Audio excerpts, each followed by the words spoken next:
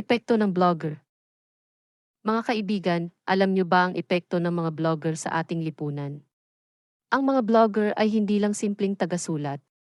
Sila ang tagapaghatid ng impormasyon na tumutulong sa atin na matuto at malaman ang mga bagay-bagay. Ang kanilang mga saloobin at opinyon ay nagbibigay sa atin ng iba't ibang pananaw. Ang kanilang mga kwento at karanasan ay may kakayahang magpasaya, magpaiyak, at higit sa lahat, mag-inspire. At ang pinakaimportante, ang mga blogger ay nagpapalakas ng ating demokrasya. Sa pamamagitan ng kanilang malayang pagsasalita, nagiging bukas ang ating lipunan sa mga usapin at pagbabago. Kaya huwag natin silang maliitin. Dahil ang mga blogger ay may malaking papel sa paghubog ng ating kaisipan at lipunan.